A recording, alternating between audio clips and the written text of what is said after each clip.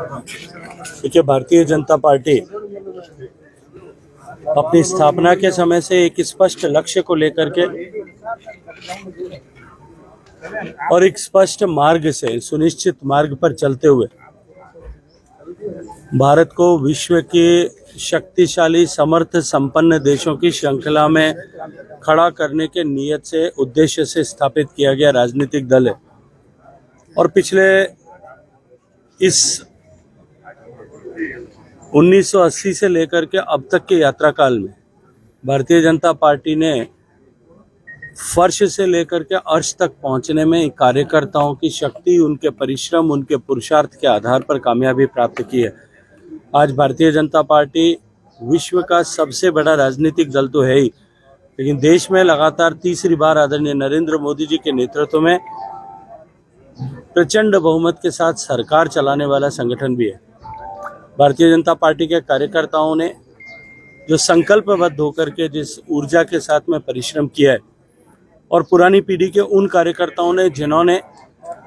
इस बात का भरोसा न होते हुए भी कि शायद कभी हमारी सरकार बन पाएगी, उन्होंने जो परिश्रम किया, इस विचार के बीज को जिस तरह से पल्लवित पुष्पित किया, जिस तरह से पोषित किया, आज भारतीय जनता पार्टी उसके कारण से इस मुकाम पर पहुंची है। मैं उन सब ऐसे वरिष्ठ कार्यकर्ता जिन्होंने भारतीय जनता पार्टी और जनसंघ के काम के दौरान प्रारंभ के काल में जिन लोगों ने परिश्रम किया, पुरुषार्थ किया, उन सब को श्रद्धा उनके प्रति व्यक्त करते हुए हम भारतीय जनता पार्टी के कार्यकर्ताओं के लिए अब ये चुनौती का काल है कि जब देश परिवर्तन के दौर से गुजर रहा है और आने वाले समय में विकसित होने वाला है, हम सब मिलकर के अपने उस लक्ष्य को निश्चित करने के लिए, उस लक्ष्य को हासिल करने के लिए संकल्पबद्ध हैं। सर, वक्त बोर्ड पास हो गया, कई लोगों ने जो है अलग अलग विचार भी रखे, लेकिन आखिरकार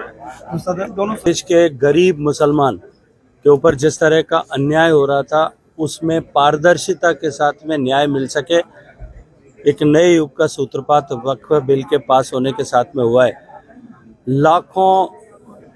एकड़ जमीन वक्फ संपत्ति के रूप में घोषित कर चुनिंदा लोगों के द्वारा उसे उपयोग किया जा रहा था या उसके माध्यम से भ्रष्टाचार किया जा रहा था।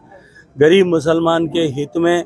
दान की गई जमीन के जो है से मिलने वाले डिविडेंड से जहां गरीब मुसलमान के जीवन में परिवर्तन आ सकता था, उनका जो शोषण हुआ है, उनके खिलाफ जो है ये जिन लोगों के हित जुड़े हुए हैं, वो सब लोग शायद इसका विरोध कर रहे होंगे, वरना सभी लोग इस बिल के समर्थन में साथ खड़े। सर, आज रामनवमी भी है, आज भगवान दिन है के प्रतीक हैं और मर्यादा पुरुषोत्तम भगवान श्री राम का जीवन और जीवन की हर घटना कालजयी रूप से हम सब के लिए प्रेरक है। मैं भगवान श्री राम जी के जन्म दिवस की सभी आपके दर्शकों को और आप सबको हृदयपूर्वक शुभकामनाएं देता हूँ।